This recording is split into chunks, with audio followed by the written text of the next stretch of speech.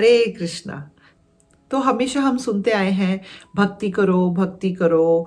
भक्ति करने से आपको भगवान कृष्ण की कृपा प्राप्त होगी, आप भगवान कृष्ण को जानने लगोगे, आप भगवान के प्रति आपका प्रेम और ज़्यादा बढ़ेगा। भगवान से जो आपका रिश्ता है, जो हम भूल चुके हैं, भक्ति करने से वो रिश्ता और मजबूत होगा और हम भगवान के चरणों में आश्रय ले पाएंगे। हम हमेशा सुनते हैं भक्ति करो, लेकिन भक्ति में क्या चीज़ है जो सबसे ज़्यादा ज़रूरी है? भक्ति में हम ऐसा क्या करें कि हमें ये विश्वास हो जाए कि हम सही पथ पे चल रहे हैं? क्या एक ऐसा गुण है जो भक्ति में बहुत ज़रूरी है? अगर वो आपके पास नहीं है, तो गारंटी नहीं है कि आपकी भक्ति जो है सफल होगी या नहीं।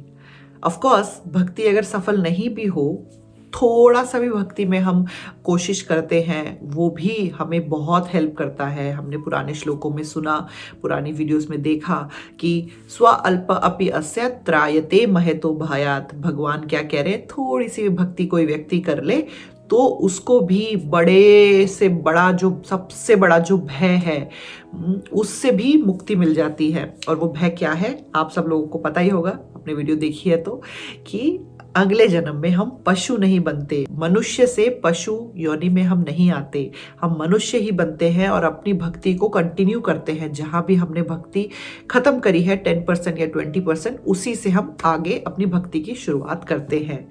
तो ठीक है, माना कि थोड़ी सी भी भक्ति बहुत हेल्प करती है और भक्ति करना बहुत ज़रूरी है। भक्ति करने से हम भगवान कृष्ण को जान पाते हैं, उनसे हमारा रिश्ता गहरा होता है, बहुत सारी बातें हैं, सही। लेकिन भक्ति में वो क्या एक ऐसी क्वालिटी है, वो क्या एक ऐसी चीज़ है, अगर वो आपके पास नहीं है तो कोई फायदा नहीं। तो मैं एक छोटी सी स्टोरी सुनाने वाली हूँ, वो स्टोरी आप सुने, उसको समझें और आपको आंसर मिल जाएगा। तो एक बार क्या होता है, एक जो गुरुकुल होता है, वहाँ पे बहुत सारे बच्चे गुरुजी के पास पढ़ते हैं। उनमें से एक बच्चा होता है, यूजुअली वहाँ पे सारे ब्राह्मण जो बच्चे होते हैं वो पढ़ते हैं, लेकिन एक जो बच्चा होता है वो ब्राह्मण का बच्चा नहीं होता है, वो किसी अलग जाति का बच्चा होता है, बालक होता है। तो वो आता है, वो भी चाहता है कि वो पढ़े, शिक्षा ग्रहण करे, तो गुरुजी उसको अपने गुरुकुल में रख लेते हैं। तो जो बाकी के बच्चे होते हैं वो हमेशा उसको चिढ़ाते हैं या उससे हमेशा उसको ताना मारते हैं, क्योंकि उसको बताना चाहते हैं कि हम तो ब्राह्मण हैं और तुम ब्राह्मण नहीं हो, तुम यहाँ क्यों पढ़ रहे हो, तुम्हारा कोई हक नहीं है। तो बच्चों में ऐसा होता है, राइट? तो बच्चे उसको चिढ़ाते हैं, टोंट मारते हैं, लेकिन वो कभी भी रिएक्ट नहीं करता। लेकिन वो अपनी बुद्धि से, अपनी सेवा भाव से, अपने पढ़ने के प्रति जो उसका जो उसकी इंक्विजिटिवनेस होती है, भगवान के बारे में जानने के लिए उसके जो उत्साह है, वो देख के उसके गुरु को वो बहुत प्रसन्न कर देता है। तो जो गुरुदेव होते हैं वो उस बच्चे के प्रति उनका विशेष प्रेम हो जाता है कि ये बच्चा इतनी मेहनत से पढ़ रहा है, इतना अच्छा इसका भाव है, इतनी अच्छी से ये शिक्षा ग्रहण करने की कोशिश कर रहा है, मेरी सेवा कर रहा है, मेरी आज्ञाओं का पालन कर रहा है। तो जब वो बाकी के शिष्य देखते हैं कि ये गुरुजी के बहुत ज़्यादा पास आने लगा है, फेवरेट होने लगा है उनका, ये गुरुजी का जो कृपा है, जो स्नेह है, वो इसके ऊपर ज़्यादा आ रहा है, तो वो बाकी के बच्चे और ज़्यादा। तो गुरुजी क्या करते हैं, उस एक दिन क्लास में सुबह गुरुजी बोलते हैं कि आज मैं आपको एक कार्य देने जा रहा हूँ, एक टास्क देने जा रहा हूँ। वो कार्य है जो सबसे बेहतर करेगा वो मेरा फेवरेट स्टूडेंट होगा। ठीक है, अब सब बच्चे खुश हो जाते हैं कि चलिए हमें मौका मिला है अपनी प्रतिभा दिखाने के लिए कि हम गुरुजी के फेवरेट स्टूडेंट बन पाए। तो क्या टास्क है, बताइए गुरुजी। तो गुरुदेव बताते हैं, गुरुजी कहते हैं कि ये एक लोटा है, सबको एक एक लोटा दे दिया। अब बोला कि इस लोटे में लगना है भोग। आपके पास 10 मिनट का टाइम है, आप जितने अच्छे से इसको धो सकते हैं माज के धो के लेके आइए। पानी सामने नदी है, वहां से धो के इसको लेके आइए। तो जिसका सबसे साफ होगा, एकदम चमकदार, उसको मैं प्राइज दूंगा और वही मेरा फेवरेट स्टूडेंट होगा। सब बच्चे जाते हैं और अच्छे से लोटे को रगड़ने लगते हैं। 10 मिनट का समय होता है। जब आते हैं, पीतल का जो तांबे का वो जो लोटा होता है, सबके चमक रहे होते हैं एकदम, तो उसमें से डिफरेंस करना मुश्किल होता है कि कौन सा लोटा ज़्यादा साफ है, कौन सा कम। तो जो वो बालक होता है वो भी जाता है, वो भी ट्राई करता है और वो भी आता है, हाँ, जो ब्राह्मण नहीं होता है, जिसे सब बच्चे चिढ़ते हैं। तो अब आई बारी गुरुदेव के आने की और चेक करने की कि किसका सबसे ज़्यादा चमक रहा है। तो गुरुदेव आते हैं और देखते हैं कि अच्छा, सबके लोटे चमक रहे होते हैं एकदम फर्स्ट क्लास। लेकिन जो बालक होता है, जो शूद्र नहीं हो, जो कि दूसरी जाति का होता है, उसका जो लोटा होता है वो बाहर से एक्चुअली में बहुत गंदा होता है। तो सब बच्चे उसके ऊपर हंस रहे होते हैं कि देखो, इसको तो एक लोटा भी साफ करना नहीं आया। गुरुदेव ने एक छोटा सा कार्य दिया था कि लोटे को साफ करना है, और तो देखो गंदा का गंदा लोटा ये लेके आ गया। तो जब गुरुदेव उससे पूछते हैं कि पुत्र, ये ऐसा क्यों है? मैंने कहा था 10 मिनट का समय है और इसमें भगवान को भोग लगना है और अच्छे से लोटे को साफ करना, लेकिन तुम्हारा लोटा तो बाहर से साफ नहीं है। तो वो जो बालक होता है वो कहता है, गुरुदेव आप बिल्कुल ठीक कह रहे हैं, लेकिन आपने केवल 10 मिनट का समय दिया था और आपने कहा था कि इसमें भोग लगना है भगवान को। तो मैंने जो लोटा है वो अंदर से इतना अच्छे से चमकाने की कोशिश करी, क्योंकि भोग जो है वो अंदर, लोटे के अंदर लगेगा। बाहर से अगर गंदा भी हो तो भी काम चल जाएगा, लेकिन अंदर से अच्छे से साफ होना चाहिए, क्योंकि वो भगवान उसमें से खाएंगे। तो इसलिए मैंने पूरे 10 मिनट, क्योंकि बहुत ज़्यादा गंदा था, तो अगर मैं बाहर से चमकाने में कोशिश करता, अंदर और बाहर दोनों अच्छे से नहीं चमका सकता था 10 मिनट के समय में। इसलिए मैंने अंदर लोटे के ज़्यादा काम किया, ज़्यादा मेहनत करी और एकदम साफ कर दिया है।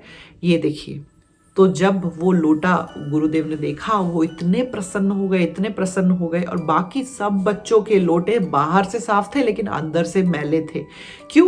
क्योंकि गुरु को प्रसन्न करने के चक्कर में सबने बाहर से लोटों को रगड़ा, अच्छे से सफाई करने की कोशिश करी, क्योंकि बाहर की चमक को दिखाने के लिए वो अंदर ये भूल गए कि भोग लगेगा तो वो तो अंदर जाएगा लोटे के, और वो जगह गंदी थी। तो इस कहानी से गुरुदेव ने ये शिक्षा दी सबको, और हमें भी ये सीख मिलती है कि वो जो बालक था, हालांकि वो ब्राह्मण नहीं था, उसके पास ज्ञान नहीं था, उसके पास अच्छी पद्धति नहीं थी, उसके पास लेकिन उसके पास भगवान के लिए भाव था, उसकी भक्ति में भाव था। सेम स्कूल में, सेम टीचर से, सेम एनवायरनमेंट में सब बच्चे पढ़ रहे हैं, लेकिन उस बालक के पास क्या था? भक्ति में भाव था कि भगवान खाएंगे तो वो जगह साफ होनी चाहिए जहाँ भगवान के लिए भोग रखा जाएगा। उसको ये नहीं था कि मेरा लोटा बाहर से चमके और मैं सबको दिखाऊं कि मैंने कितने से अच्छे से साफ किया। वो उस पे उसका ध्यान नहीं था। उसका ध्यान था कि मैं भगवान को कैसे प्रसन्न करूं। मेरे गुरु ने कहा है इस पे भोग लगेगा और 10 मिनट का समय दिया है, तो गुरु के निर्देशों के अनुसार, उनके इंस्ट्रक्शंस के अनुसार, उनको ध्यान में रखते हुए कैसे मैं अपनी बेस्ट सेवा दूं, वो उसके मन में था। तो भाव था गुरु की इंस्ट्रक्शंस को पूर्णतः से फुलफिल करने, मानना, और भगवान की सेवा में कहीं कमी ना आए। ये जो दो भाव थे उसके अंदर, वो उसकी भक्ति को और सुंदर बनाते हैं। उसी तरह से भक्ति में सबसे ज़्यादा इम्पॉर्टेंट है आपका भाव। हम भक्ति कर रहे हैं, हम भगवान के नाम का जप कर रहे हैं, हम भक्तों का संग कर रहे हैं, हम आरती कर रहे हैं, पूजा कर रहे हैं, सब कुछ कर रहे हैं, लेकिन हमारे अंदर भाव नहीं है। हम सिर्फ मैकेनिकल वे में कर रहे हैं, क्योंकि सिर्फ किसी ने कहा है करो तुम्हें कृपा मिलेगी, तो या हम कृपा की भूख में कर रहे हैं, या हम किसी को दिखाने के लिए कर रहे हैं, या हम किसी के कहने पे कर रहे हैं, या हम ये सोच के कर रहे हैं कि ये सही है और हमें करना चाहिए, लेकिन भाव नहीं है तो उसका कोई फायदा नहीं। क्योंकि भाव के बिना तो भगवान कुछ एक्सेप्ट नहीं करते। भगवान हमारे 56 भोग के भूखे नहीं हैं। भगवान के वैकुंठ में लक्ष्मी जी उनको अनगिनत इतना भोग लगा रही है एवरी डे। राधा रानी ने तो एक बार भी डिश को रिपीट नहीं किया है। टाइम इमेमोरियल जब से चल रहा है ये, तब से भगवान को राधा रानी हर रोज एक नई डिश बना के खिलाती है।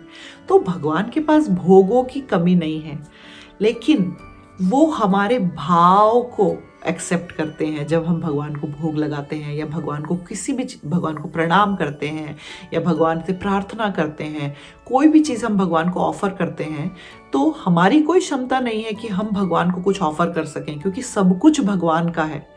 लेकिन भगवान हमारा भाव एक्सेप्ट करते हैं एक्चुअली, कि किस भाव से हमने भोग लगाया। जैसे सबरी ने जूठे बेर खिलाए, लेकिन उनका भाव था कि मेरे प्रभु खट्टे बेर ना खाएं, मीठे जो बेर हो वही खाएं। वो भाव भगवान ने एक्सेप्ट किया एक्चुअली में, है ना। तो ये बात यहाँ समझनी बहुत ज़रूरी है। हम लोग ओड़ में चल रहे हैं, भक्ति करो भक्ति करो भक्ति करो भक्ति करो। कभी कभी ऐसे हालत में हम बहुत मैकेनिकल हो जाते हैं, हम भूल जाते हैं कि भाव से भक्ति करनी है। हम भूल जाते हैं कि हमें हमारी भक्ति में भाव बहुत ज़रूरी है।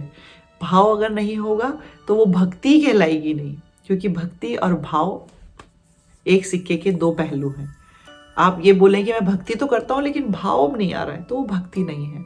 और अगर आप भाव से कुछ भी करते हैं भगवान के लिए तो वो अपने आप भक्ति कहलाती है।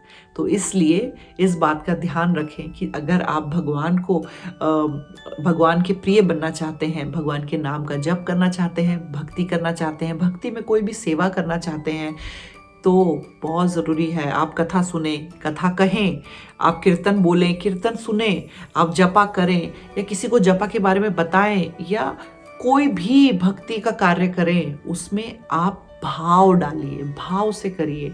फिर आप देखिएगा कि आपकी भक्ति कितनी सुंदर हो जाएगी और कितनी तीव्रता से आगे बढ़ेगी। आपको पता भी नहीं चलेगा कि आप इतना ज़्यादा उत्साह में क्यों हैं, क्योंकि आपने उस भक्ति में भाव डाल दिया। ये बहुत इंपॉर्टेंट पॉइंट है, इसको नोट कर लीजिए और कोशिश करिए अब जो भी कार्य भक्ति का आप करें प्रेम से, भाव से करें, तब भगवान उसको एक्सेप्ट करेंगे निसंदेह। हरे कृष्णा। नेक्स्ट वीडियो में हम सुनेंगे कि भाव कैसे डेवलप करें।